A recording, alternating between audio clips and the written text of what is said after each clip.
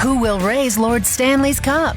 The NHL playoffs begin tonight, and Christopher Mad Dog Russo is talking hockey with you on Mad Dog Unleashed, live from the NHL store in New York City.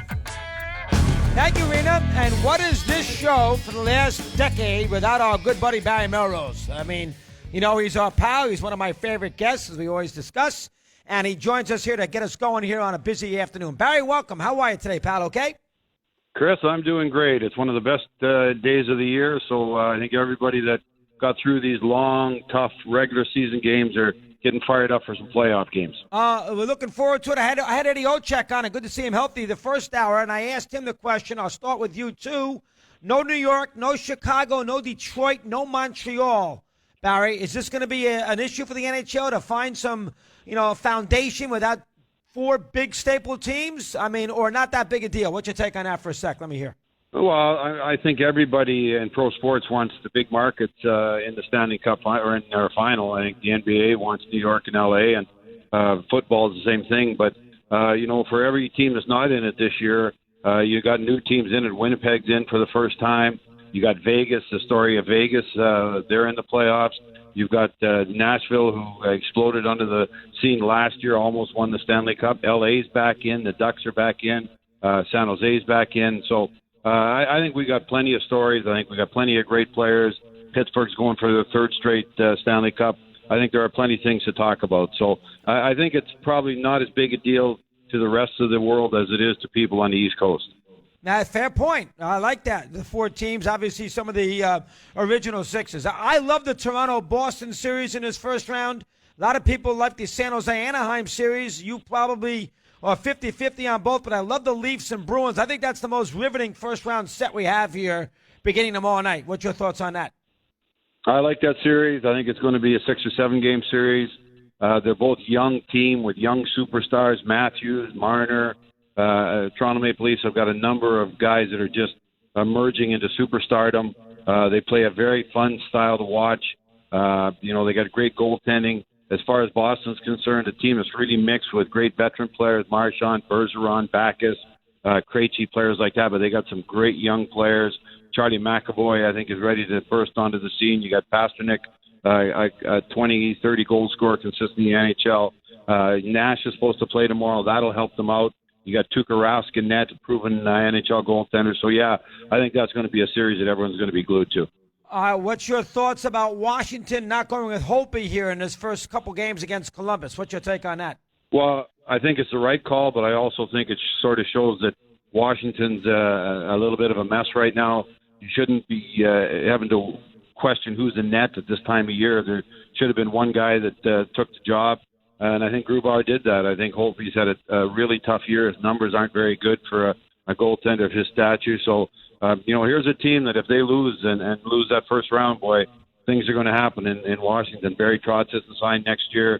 You've got a number of free agents. John Carlson is going to make a lot of money. Will Washington go after him if they lose out in the first round? The goaltending situation. So I think that's going to be a great series. I think Columbus wins that series. I think Columbus beats Washington Capitals in the first round. And I think there will be a lot of things happen with the Caps after that. A lot of people think that. All right, how about the wear and tear on the Penguins? It hasn't been done for 40 years, and there's a reason. Takes a lot out of you since the Islander days. How about Pittsburgh going for a third consecutive cup? Too much to ask? What's your take with that with the Penguins here?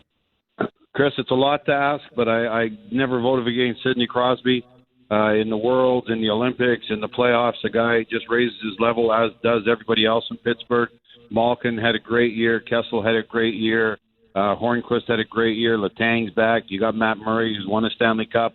So they certainly have the experience.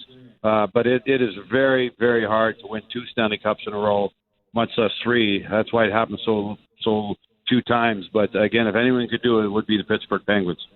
A lot of people think Tampa got the break of all time, with the Bruins losing on Sunday night. They get Toronto, and Tampa instead gets New Jersey. I know Jersey played well against them in the regular season, but a lot of people think the Lightning got a huge break. Do you agree with that or not agree with that? I agree with that. I think Toronto's a better team than the New Jersey Devils. New Jersey's a lot better than people think so. They're a different team now than they used to be, much more aggressive. They're one of the fastest teams in the NHL. So they can really skate with Tampa Bay, and that takes away one of the strengths Tampa Bay has. that they're probably the best skating team in the NHL. But Tampa Bay has got a great lineup. You get McDonough, you got T.J. Miller, you've got Kucherov, you got Stamkos, you got Hedman, you got McDonough. Wow, what a lineup that is. You got Palat, you got so many great players in the lineup. Gordy, young players that no one even knows about are excellent players. So I think Tampa will win that series, and I think they will win the East. I think Tampa, with that lineup I just mentioned, and that's just a few of them, is the most talented team in the Eastern Conference. All right, so you like the Lightning. What's your take on Vegas? This is a different level now. All right, great job. Regular season, NHL. Got the franchise situated perfectly. They gave them some players. There's a different draft rule. So we got Vegas, not to be an embarrassment, but now they're in a big deal here, deep end of the pool. Now they're in the postseason, so now it's a different level. What's your take on them handling that in this first round against the Kings? Chris, I think the Kings were the worst possible matchup that Vegas could get. Here's a team that has won 2 Stanley Cups. You got Jonathan Quick in net. You got Drew Doughty, who I think is probably the best defenseman in the NHL. Kopitar might win the most valuable player this year. You've got Carter. You've got a bunch of guys that have won 1 Stanley Cup, 2 Stanley Cups. It's an excellent hockey club. They're the best defensive team in the NHL. I think they will beat Vegas. I think it's a great story. I think everyone would love to see it go a little bit farther, but you're right. This is a different time of year, and you're playing a team like L.A. that knows what it takes to win. That's a very tough matchup. Wow, interesting. A lot of people think Winnipeg is a very dangerous team. I know Nashville's good, and we get that, and they're going to have to get through Nashville. But a lot of people think this Jets team, a lot of depth, a lot of scoring punch, they can make a big run. You agree or disagree? I think Nashville will beat them eventually, but I think Winnipeg is on the verge of becoming a powerhouse NHL team. Nobody knows about them because they play in the West. They play at a different time zone. But this team is big. It's a great skating club. Hellebuck has been as good as any goaltender in the NHL yet this year. You've got Wheeler, who's just a powerhouse forward. Scheifele, 6'5". Everybody's 6'4", 6'5", 6'3" in that team. Buffalin is 6'5", 270. They got a big mobile defense. They can skate awesome. You got Laine, who finished second in goals this year to Ovechkin. This team's for real. It is a great hockey team. I think they win their first series against Minnesota. I think that loss of Suter is just too much for Minnesota. You lose a guy that plays 28, 29 minutes a night is going to be very, very tough to replace. So Winnipeg is a very, very good hockey club. There's no doubt about that. All right, is Colorado just happy to be here, or has Colorado made the postseason last day of the season? Could the Avalanche have a little run here against Nashville? What's your take on that? No, I'm afraid not. The Nashville team is so good. It's a great story what Colorado did after being the worst team in the NHL last year to come back and fight and scratch and claw to get in the playoffs. But I think in their heart they'll be satisfied with what they did the year they had. That Nashville team won't be satisfied with winning a round. Their defense is awesome. Pekka is as good as any goaltender in the NHL. You got Fisher back. You've got Kyle Turris, a guy they picked up during the regular season to add depth to their team. You still got a ton of guys who can put the puck in the net. Don't forget Ryan Johansson got hurt last year and didn't play in the last 2 rounds. He's arguably their best forward. So if he's healthy, which he is now, that'll be a huge addition. So Nashville's for real. I don't see anyone in the West beating Nashville. Even Winnipeg. Okay. Sounds like a war in that San Jose Anaheim series. Big rivalry. Sounds like we'd think Toronto-Boston maybe 7. A lot of people think Ducks and Sharks will go 7. Do you agree? Yeah, I agree. There's going to be a long, hard-fought series. A lot of it depends on Joe Thornton. It doesn't look like Thornton's going to play in the first game. But if they could get him back at some point in the first round, that would make a huge difference. 2 great teams. San Jose went to the finals pretty recently. The Ducks are always a team that plays well in the playoffs. You got Getzlaf, you got Perry, guys that have won Stanley Cups, big physical guys. You got Kessler to play against the other team's best forward. Their goaltending has been as good as anybody in the NHL. John Gibson's been great. So that is going to be a 6 or 7 game series. It'll be a great series. 2 big teams that play very heavy. It'll be a great series. All right, we have 16 teams, Barry. How many of these teams would you be shocked if they won their conference? You'd be shocked about Vegas. You'd be shocked with Colorado. You'll probably be shocked with Minnesota. How about the East? How many would be shocked? Well, you'd be Devils. You'd be shocked with the Devils. I think that no one's expecting them to win. I think that Tampa's certainly too much for them.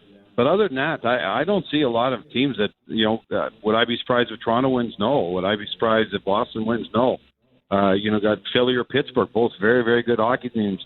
But I would be shocked if Philly won. I don't think that they quite have the depth of the teams we're talking about that are Stanley Cup warranted. I think they're a good team. They got some great players. Giroux had a fantastic year, but they're starting Brian Elliott and Net, who didn't have a great season at all. So I don't know if their goaltending's up to par, but that is another team I'd be shocked of if they win. All right, who's the best coach in this kind of format? Adjustments, home ice, the whole 9 yards, making a move with the goalie. You want to give Sullivan the edge? You want to give Lavalette? He seems to be in these postseasons every year with these teams. Babcock. You'd have to give it to Sullivan. Yeah, Chris, you'd have to give it to Sullivan. He's done it 2 times. They did it without Letang last year. They did it with makeshift defense. They overcome injuries. He knows how to play his star players. He plays them just enough. He doesn't overplay them. He's got the experience. Team has a confidence in him. He's going to make the right play. He's going to have the right guys on the ice. So Sullivan would be the best playoff guy. Lavalette would be right up there with his history. Paul Maurice is a guy that's been to the Stanley Cup Finals, don't forget, in Winnipeg. So, there's not going to be much that's going to catch him by surprise. John Cooper's been to the Stanley Cup Final with Tampa before, so you got to give him an edge in coaching also. There are a lot of good coaches out there. Randy Carlyle has been to the Stanley Cup. He's an excellent coach, too. So there's a lot of great coaches out there. Who's got the most pressure on him? What franchise? Most pressure? Washington Capitals, no doubt about it. If they lose, things are going to happen there. As I said, Trotz isn't signed for next year. They got some free agents, big-time free agents that are going to leave. Will they decide to keep them or rebuild? The Caps are a team that's never won the second round. They're a team that has superstars. Alex Ovechkin had another monster year. He led the NHL in goals again. So I think the Washington Capitals have the most pressure of any team in the NHL. All right, now, last note with you. I know you played in that league. I'm sure the NHL will do moments of silence all over the place here tonight. This is an incredibly bad story in Saskatchewan. I don't know that much. I mean, I've read about it. I know what happened and everything else, but I'm not sure if it resonates across the border as it resonates for a Canadian. Give him a little sense, Barry, you too specifically, because I know you play in that league. Give me a little sense of the tragedy with the bus there with the Bronco team over the weekend. The sense of Paul that is around the country, around the nation of Canada. Give me a little feel of that. Go ahead. Chris, I had nephews playing that team. I had cousins playing that team. I played in the league in Weyburn, which is a member of Saskatchewan Junior. Right now on Twitter, there's a Cochran, a singer in Toronto, a singer in Ontario. He sang this song called Big Leagues. It's an unbelievable song. It's about a young player, a young boy trying to make the big leagues, and it's all over Twitter right now. I can guarantee you'll cry like a baby when you hear it. It's an unbelievable, strong moment. I've talked to my buddies back in Saskatchewan. I've been on that road. I know that road. I know Humboldt like the back of my hand. Glenn Hall played in Humboldt a long, long time ago. There's a park in Humboldt named after him. Really? This is the worst thing that's ever happened in Saskatchewan, no doubt about it. Wow. So you played in that league, huh? And you know the road, Barry? You know everything about this. I know that road. I know where it happened. I know the building in Humboldt. I've played there. I've been there many times. I've scouted in Nipawin where they were playing the next day. Like I said, I grew up 90 miles from Humboldt. Been there zillions of times, driven through there billions of times. It's on the way to Saskatoon. So, as I said, I got nephews that played there. They know people there, cousins that played there. And it's just a shocking time in Saskatchewan right now. And I know Babcock, Mike Babcock's got a lot of ties there too, does he not? I mean, it sounds like everybody in the NHL. Go ahead. Mike's from Saskatoon. And the thing about Canada is, Western Canada is kids from Manitoba play in British Columbia, kids from British Columbia play in Alberta, kids from Alberta play in Saskatchewan. So if you don't know someone on the bus, you know someone that is related to someone on the bus, or you know someone that knows someone on the bus. It's just crazy. Saskatchewan and Western Canada is a very small place, not a big population, and the hockey world, as you know, Chris, even in the United States, is very small.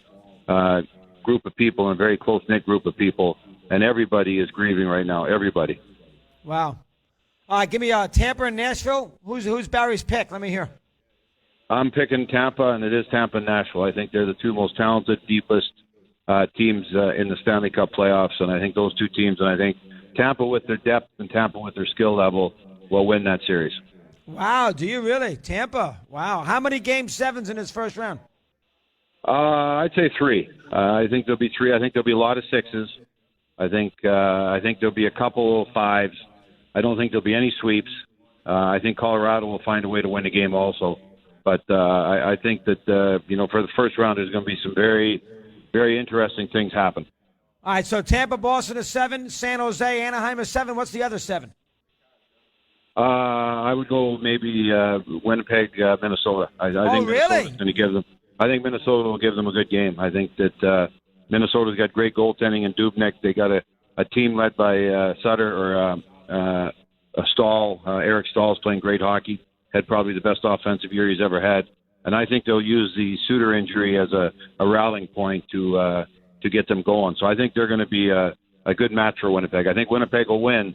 Again, that giant team with all that beef, I think it's very tough to beat them 4 out of 7 times. Heck, Barry, what a job. You know, we'll talk. We'll get you on here as we move it along. Thanks, sir, as usual. A great 20 minutes. Keep up. Anytime, Chris. Take care.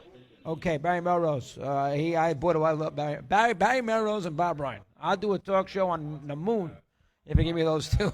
Anyway, we got a lot going on. We want to give you a little taste of the Wild. Bruce Boudreau will join us in a minute. You'll enjoy that. We'll take a break. Right to Bruce. Good to have you aboard on a busy program. We're at the NHL store. It's Hockey Day. 3 series begin tonight. 5 tomorrow.